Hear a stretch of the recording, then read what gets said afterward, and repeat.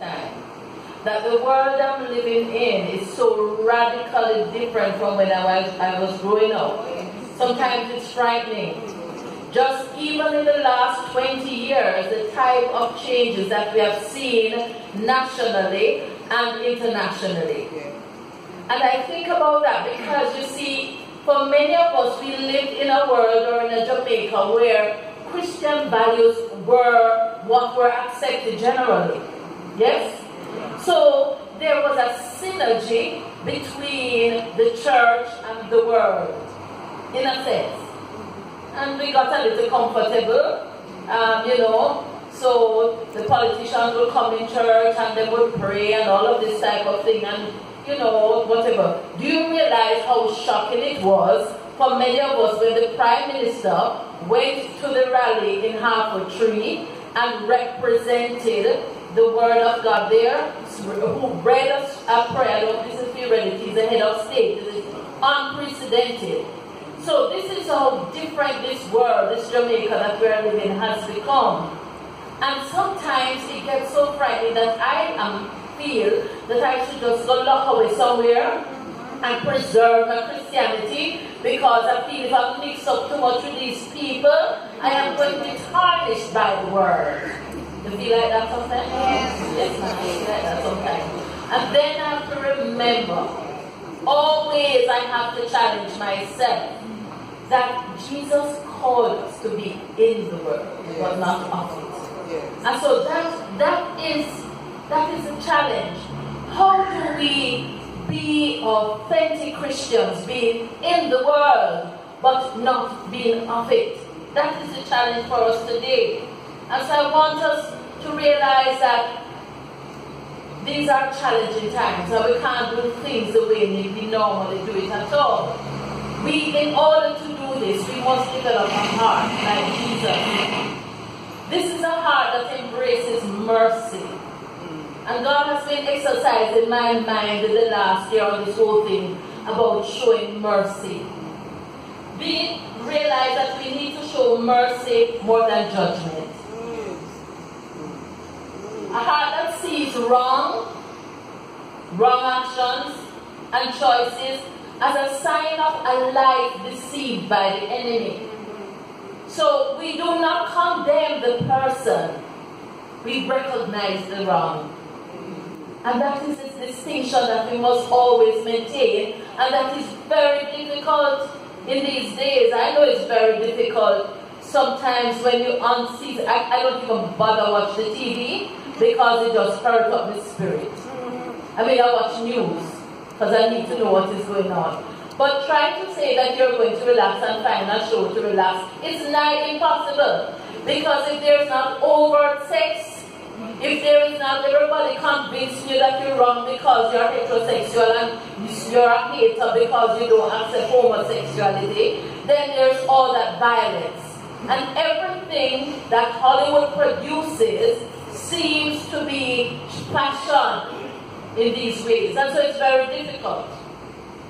So then, when I'm driving on the road and those taxi men backdrive me, I have to pray for grace because I am cussing them in my heart. I tell you, I mean, cussing a decent Christian cussing, of course. Alright. But the point is, how you reach out to people like that? I just think they need to be put away somewhere. And us decent people can live in the world together. What do you say about that? Right. So, that is the challenge. How do we function in a world like this? How do we function in a world where you see the girls that walk on the place and have 3/4 of them outside? It is very difficult. And then not only that, in the church, those values are creeping in the church. And so they have all of these pictures of what the church looks like now and what it looked like back then. And so the women are sitting with their legs crossed and all is left, nothing is really left to the imagination. What a thing. And so those of us who really want to follow hard after the Lord, how do we engage such persons? How do we reach out to them in a way that Jesus says He wants us to be merciful, not judgmental. How do we do that? I want us to spend some time to look at how Jesus functioned in the world when he was here, and also what he taught us about how to engage the world. And so there are two stories I want us to look at. And the first one is the woman that was caught in adultery. That one is found in John 8, 3-11. John 8, verses 3 to 11. And I'm going to be reading from the NIV. The teachers of the law and the Pharisees brought in a woman caught in adultery. They made her stand before the group and said to Jesus, "Teacher, this woman was caught in the act of adultery. In the law of Moses, Moses commanded us to stone such women. Now what do you say?" They were using this question as a trap in order to have a basis for accusing him.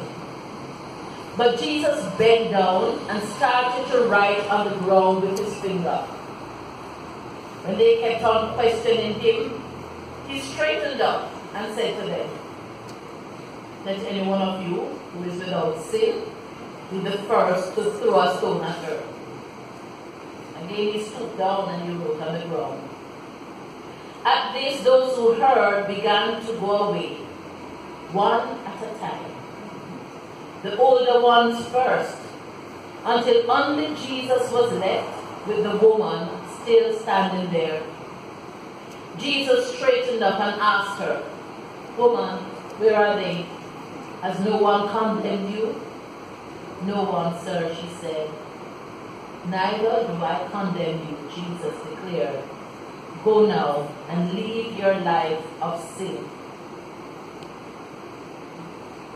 Consider the context in which Jesus was operating. It was the rule, it was the law, according to Moses, that those who were caught in adultery, not just the woman, by the way, so I'm wondering where the man is, both the man and the woman are to be stoned to death. That's the law.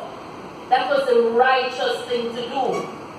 But guess what? The Pharisees were out to trap Jesus. You see, because what the Pharisees knew is that they were under Roman oppressive rule. And the Romans did not allow them to carry out a death sentence. You see, that's why they could not go nail Jesus on the cross. You know, they had to get Pilate to declare it. They were not allowed to do that. So when they say this to Jesus, they're just trying to trap him. But neither could Jesus say, "Oh, why are you condemning the woman? Let her go." Because then that would be siding with the sin, wouldn't it? So here it is that Jesus is caught in this situation. But what Jesus did was that Jesus followed a higher law. A law that requires that we first take the beam out of our own eye before we seek to remove a mote from someone else's. And let us think about how we function. You see somebody do something wrong in church, and we're ready to blast them, you know. And we do that, even it's like a reflex action sometimes, and we don't stop to think about the things that we are doing that not right either. And so what Jesus is saying, this is a principle. Always look at myself first. I'm not saying we're not to correct wrong, but we must be so careful about how we do it. Because sometimes we're more eager to condemn the person than to help them change.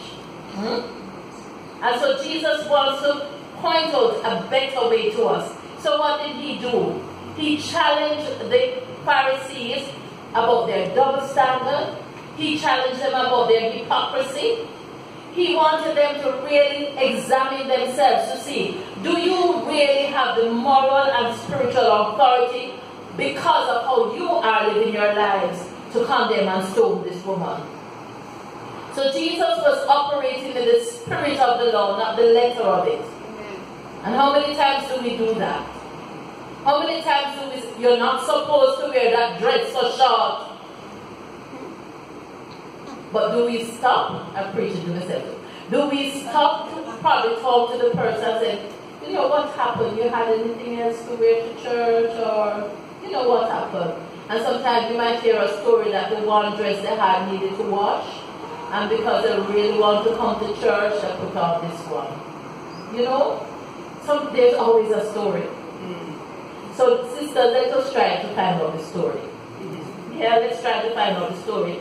So just like Jesus looked deeper than what the action of the woman was. And he saw the woman's spiritual needs, and he challenged her to change her life. Not by casting judgment on her, not by siding with the Pharisees. What he did was he opened the woman's heart for her to hear him. When he did not side with the Pharisees, she was able to listen. So when he said to her, go now and lead your life of sin, do you think she went back to that lifestyle? No. Because he found a way to connect with her. So too we have to find ways to be less judgmental in the church and to those on the outside of the church. To become healers. I remember hearing a sister saying, where are the healers in the church? Not physical healing necessarily, but there are so many people. We live in a country that really mess up, you know. If we live in a country with 80% of children born out of wedlock, and 50% of that 80% don't know their fathers, don't you realize we are messed up? And so when people come into the church, sometimes we expect them to become perfect as they commit their lives to the Lord. No, no, no, no.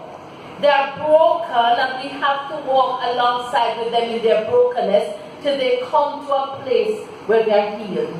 Amen? Amen? And that is what we are called to do. To extend mercy instead of judgment.